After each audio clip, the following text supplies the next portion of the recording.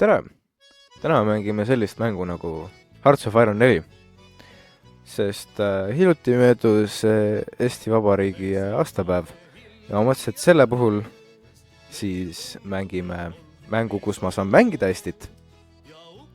See mäng on siis nimelt strateegiamäng, mis siis toimub teise maailmasõja ajal ja siin saab mängida põhimõtteliselt ükskõik millist riiki, mis siis sel ajal eksisteeris.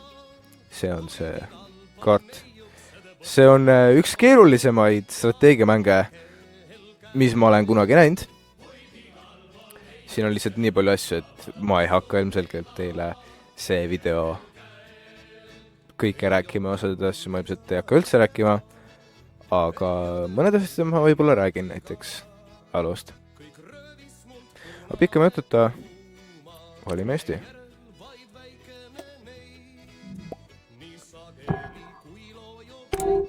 Aga Eesti 1936. aastal, mis on siis see aasta, mis siis, millal see mäng algab, on üsna huvitavas positsioonis. Eesti ei ole demokraatia, nagu osad teist võivad arvata, ei.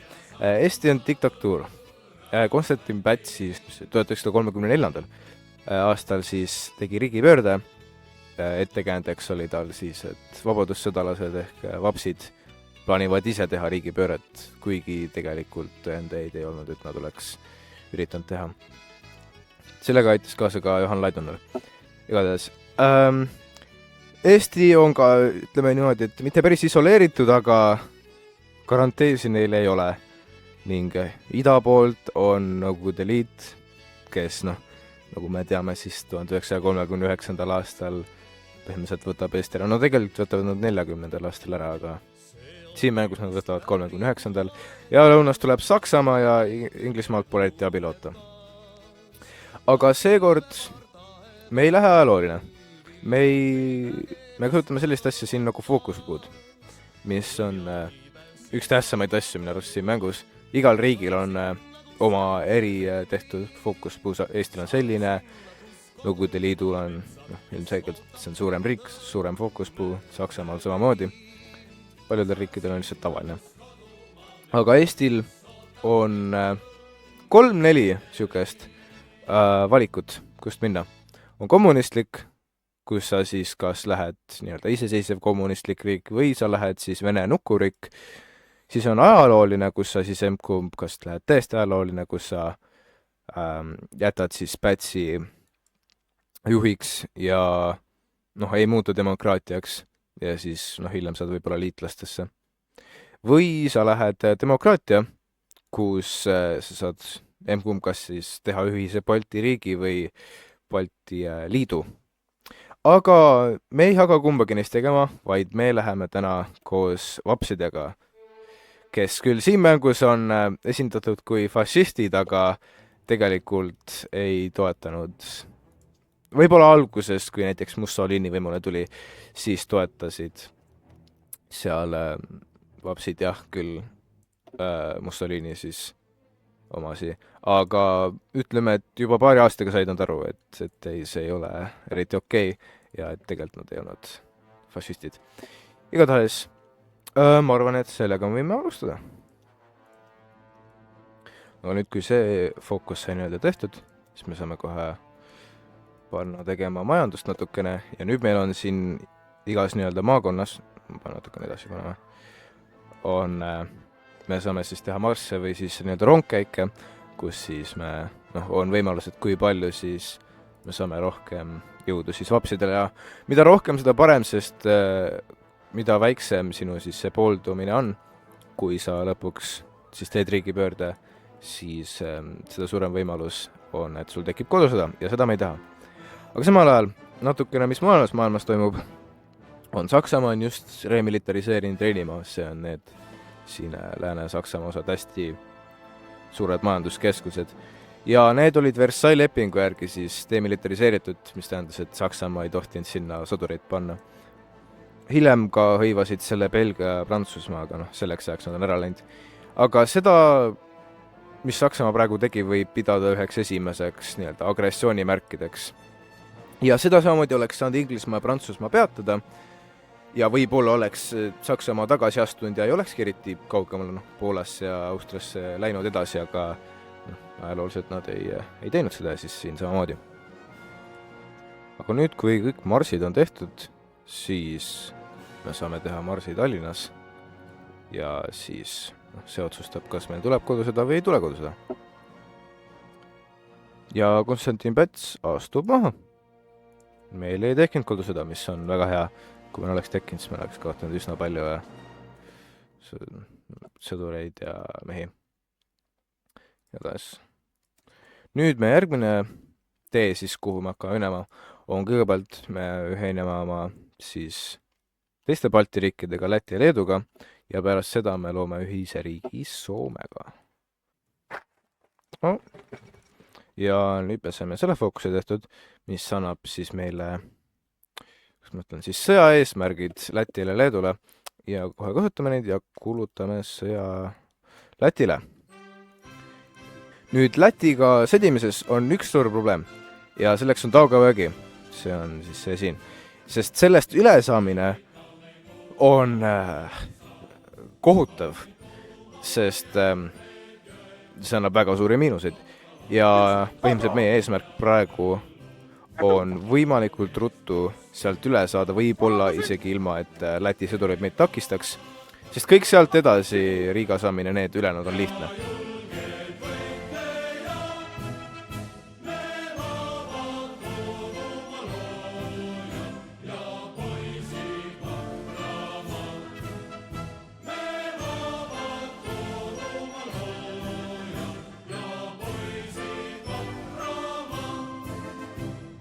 Ja nüüd, kui Riiga langeb, siis peaks Läti kapituleeruma, just nii.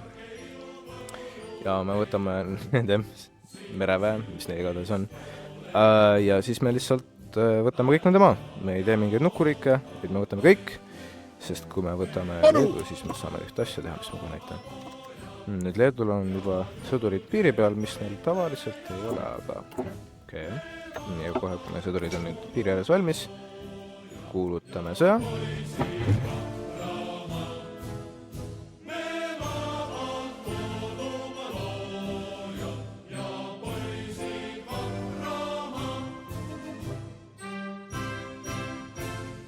Ja niimoodi kapituleerus ka Leedu. Neil laevastik ei ole, nii et me võtame lihtsalt kõik. Nii. Ja nüüd, kui meil on kõik Balti riigid, siis me saame siia minna ja me saame teha ühise Balti riigi.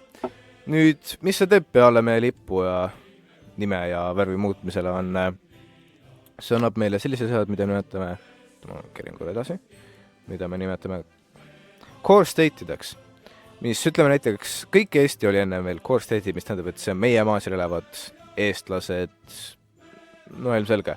Aga näiteks, kui me võtsime Läti üle, siis ei olnud meie core state'id, mis tähendas, et me peame seal põhimõtteliselt raiskame ressursse ja mehi, et siis hoida sealseid inimesi siis enda all. Ja me näiteks ei saanud 100% tehaseid, 100% tööjõudu, me ei saanud põhimõtteliselt mitte midagi sealt nii hästi. Aga nüüd, kui me seda nuppu vaatsime, siis on Läti ja Leedu nii-öelda meie ühine riik. Muidugi päris elus selleks enam-vähem võimatu olnud, aga mäng on ju. Aga nüüd, kui Balti riigid on meie käes, on aeg oma siis sihikud põhja panna ja järgmine ülesanne on saada Soome. Ja Soome meil on võimalik saada täiesti rahumeeli, sest kusjuures päriselus ka Soome oli ainuke riik, millega Eesti oli nõus siis isegi oma iseseisvusest loobuma. Et siis Soomega ühineda. See läks muidugi luhta ning see oli ka varem need üritused, aga nüüd on meil võimalus siis uuesti proovida. Ja tegelikult pigem me siis samamoodi nagu siin Eestis me siis toetame sealseid siis see on vist nende versioon vapsidest, ma ei ole päris kindel, igatahes me toetame neid ja kui nende siis see pooldamine on piisavalt suur, me saame kas siis teha neil kodusõja või siis nende liider astub maha ja siis me saame rahumeeli ühendada 2 riiki. Nüüd ma ütleks, et teeme ühes kohas veel selle marsi ja siis proovime siis Helsingis marsi teha. Ja ma vaatan, et meil väga vedas, nende see populaarsus on nüüd väga suur, nii et see peaks minema ilma kodusõjata. Ja see ka õnnestus meil. Soome nüüd sama ideoloogia, mis meie. Ja nüüd meil on 2 valikut, kas luua liit Soomega või ühendada meie riigid ja me tahame ilmselgelt ühendada oma riigid. Ja Soome võttis ilmselgelt meie siis ühinemispakkumise vastu ja nüüd me omame Soomet, aga see kõik siin ei ole veel meie core state'id. Aga enne, kui me saame selle kõik core state'ideks, siis ma muudaksin ühe asja ära ja see on see, et ma vabastaksin Karjala ja see on ühe põhjuse pärast, mis te hiljem näete. Aga nüüd me plaanime juba järgmist sõjakäiku nii-öelda ja see saab siis minema Rootsi. Ja selleks, et Rootsit oleks lihtsam võtta, me teeme meredessandi 2 kohta Rootsi. Aga nüüd me lõimegi Eesti-Soome ühise riigi. Ja kui me õigesti vaatan, siis see on ka meie koossetid. Nii, aga nüüd, kui see on ka valmis, siis kulutage oma Rootsile sõja ja paneme need dessandid käima.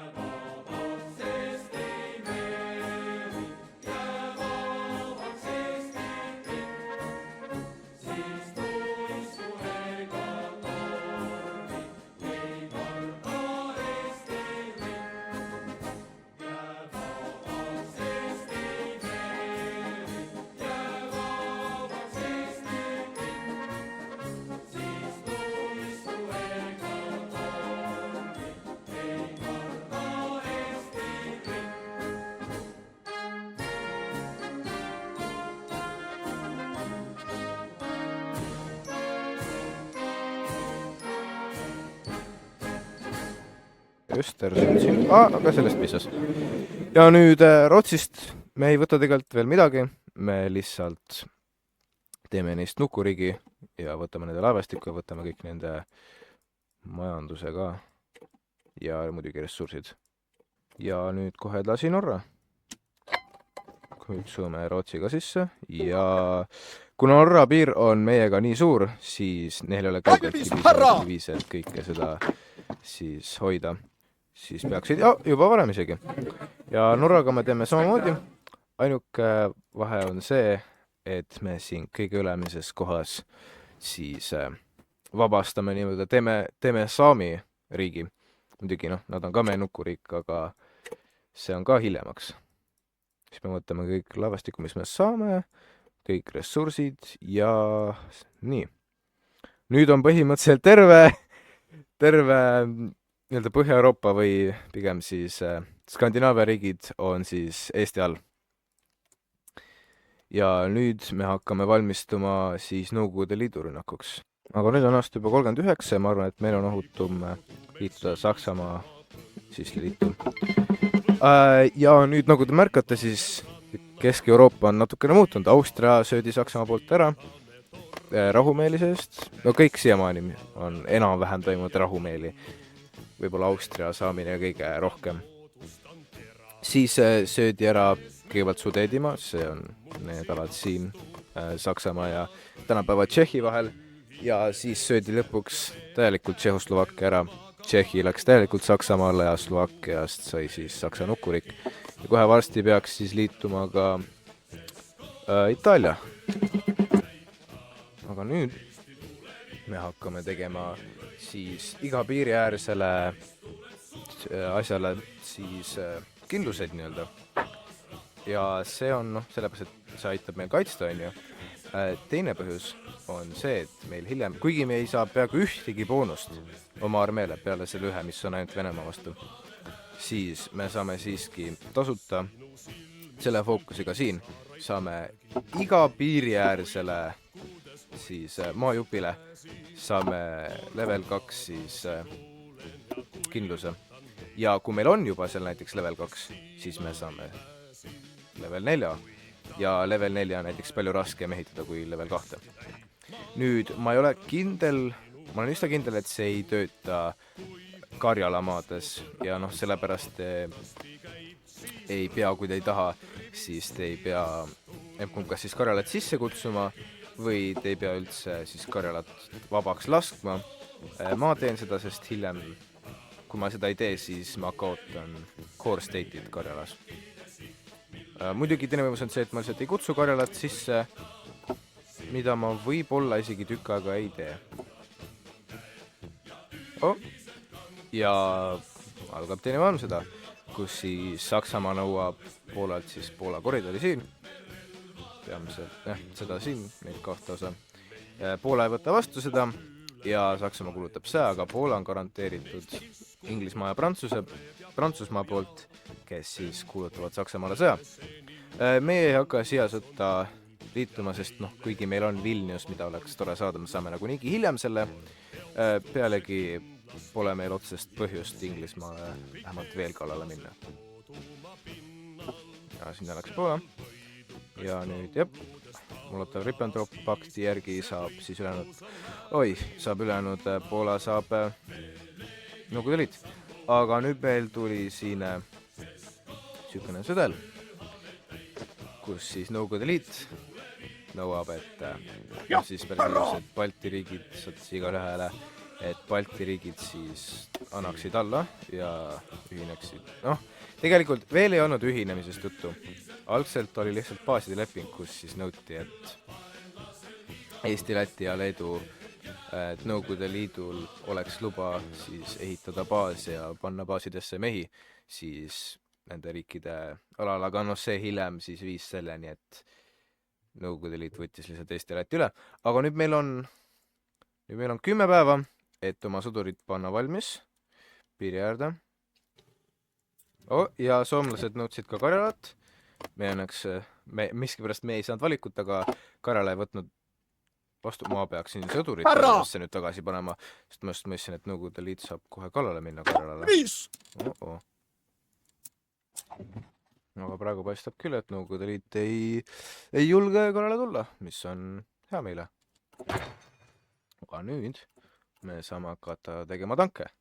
Ja ma tean, mis te mõtlete, et mis mõttes Eesti ja tanke, aga siin mängus on selline asi, mida me nimetame armor mimiks või space mariniks, kus põhimõtteliselt, kui sinu diviisi soomus on piisavalt suur, siis vastase rünnakud on nõrgemad kuni 50%. Ja kuidas diviisi soomust mõõdetakse, võetakse keskmine, on ütleme pool soomust. Aga ülejäänud pool tuleb kõige suurema soomusega siis pataljon.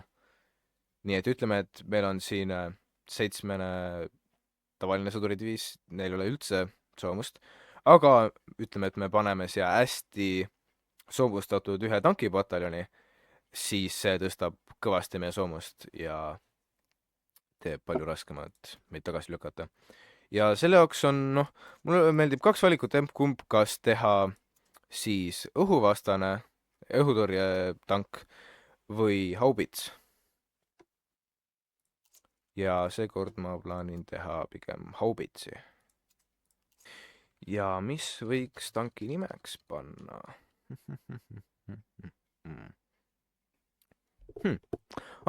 Ma tean.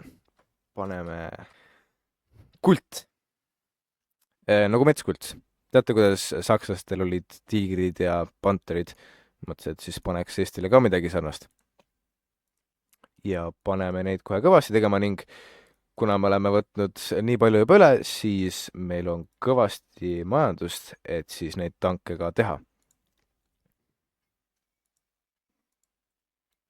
Ja sinna läks Pariis. Ja sakslased tegid enda nii-öelda nukuriigi Vichy Prantsusmaa, Vichy, sest seda juhitakse Vichy'st. Üles nüüd, kui Prantsusmaa ära suri, siis saab näha, kuidas siin hästi palju saksa diviise järsku ilmub Eesti piiridele. Ja see peaks andma meile kõvasti. Ja siit see algas. Nõukogude Liit kuulutas meile sõja. ja nüüd ma arvan, et ma kutsun kohe Karjala sisse. Vaata, mis saab.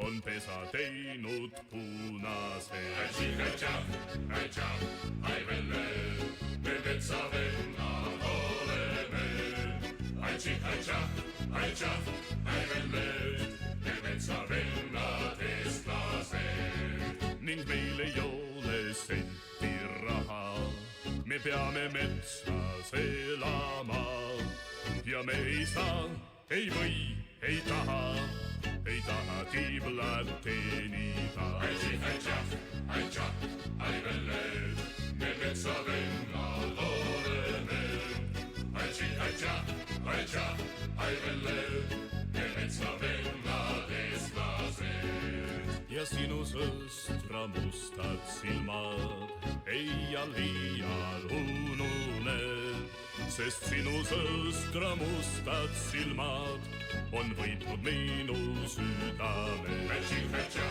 Valmis! Ja paistab, et meil veab. Nüüd on kõik see siin ümber piiratud.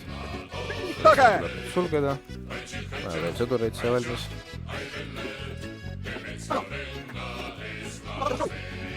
Ja oma lippu sinimusta valget me ikka hauses hoiame.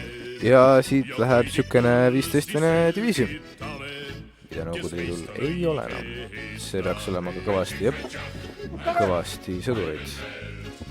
See annab meile siis suurem osa sõjast ja siis me saame hiljem, kui ta on läbi, saame rahukonverentsil rohkem maad võtta.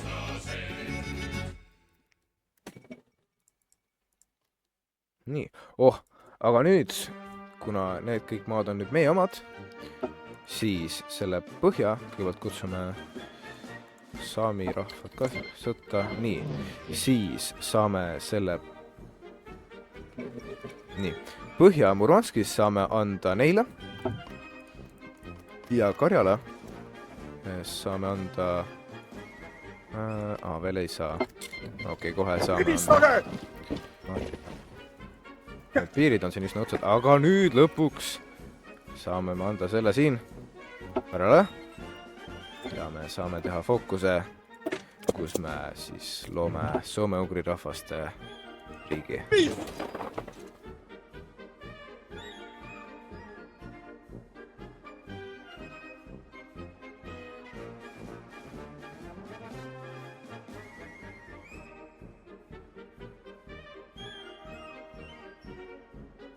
Saime, nüüd on siin ka umbes, ma ei tea, isegi mingi 20 sõdurit ümber piiratud, midagi sellist.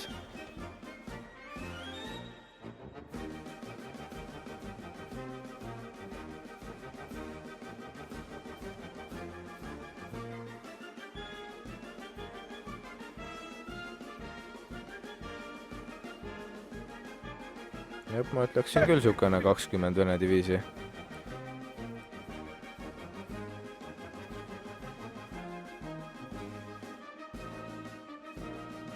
Ja sinna nad lähevad. Nii, kui palju see oli? Opa, me saime kõvasti sellest. Ja me oleme peaaegu me olemegi rohkem kui 500 000 venelast tapnud. Taksid olid nii toredad, nad andsid mulle need maad siin isegi. Ma seletan kähku ära. Miks ma näiteks vabastasin Karjala, miks ma vabastasin saami rahvad ja miks ma näiteks ei võtnud Rootsi Norra, on see, et siin on fookus, mis annab meile põhimõtteliselt kõik need maad, aga et seda fookust teha, peab siis meie nii-öelda rahva toetus nendel aladel olema üle 60, mis võtab väga-väga kaua. Teine variant on omada nukuriike, kelle see ei pea isegi koostihti, lihtsalt nukuriike, kes omavad neid maid. Ja palju lihtsam on siis teha seda. Ja miks ma Karjala kohe alguses avastasin see, et ma avastasin hiljem, et kui seda hiljem teha, siis sa kaotad core staatuse, isegi siis, kui sa teed selle fookuse siin. Ja nüüd kohe me näeme, mis see fookus teeb. Nüüd. Ja nüüd me oleme lihtsalt Eesti-Soome impeerium. Nüüd me oleme Soome-Ugri rahvaste impeerium. Ja me kohe peaks nägema vähem siit kõikjal, kus on 0, peaks olema siis me koos teistidki siin ka. aga ütleme, et kõik peale siuksed otsesest Vene alade. ja samamoodi me saime Rootsi ja Norra osasi ja nüüd ma saan parandada need Rootsi kaevandused, siis siin on tegelikult väga, näiteks siin Põhja-Rootsis ongi väga palju ressursse.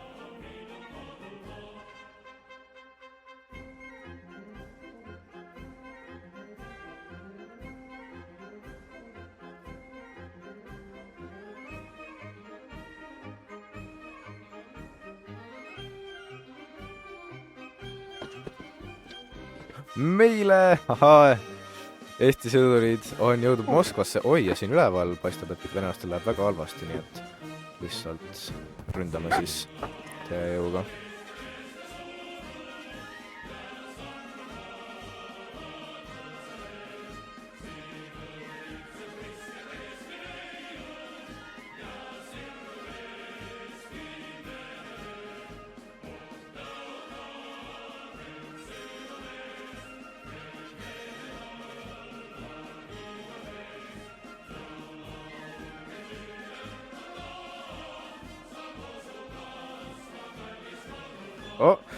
Ja mäng hakib ja see tähendab seda, et Nõukogude Liit kapituleerus. Nii, ja nüüd on rahukonverents, kus me siis valime, mis maad me tahame. Nii, aga ma ütleks, et see läks üsna hästi meil. Küll Saksamaa tegi rohkem, on kõik siit Siber palju odavam võtta. Aga ma arvan, et arvestades, kus me tulime väikse Eestina ja jõudsime suureks Soome-Ugri impeeriumiks, me oleme Eesti piirist tulnud lausa Hiina müürini. Kes teab, see teab. Sa võiks lausa öelda, et Eesti piir käib vastu Hiina müüri. Ma arvan, et see on väga hästi läinud veel seekord. Ja siit saaks muidugi edasi minna. Me saaksime teoorias Saksamaale kuulutada seda, või me saaksime Saksamaad ajata ja Inglismaale korrale minna. USA pole isegi veel sõjas, aga ilmselt kohe on. Või me saaksime oma asju teha, mingi Hiinale kallale minna, Jaapanile kallale minna, nii edasi. Aga ma arvan, et me oleme kogudinud. Ja muidugi, kui te tahate näha veel sellest mängust, et ma mängisin mingit teist riiki või ausalt öeldes on teisigi inimesi, keda ma tean, kellel on see mäng, keda võiksime samuti koos mängida. Et andke teada, kui tahate veel näha sellest mängust. Aga tänan vaatamast ja head vabariigi aastapäeva kõigile.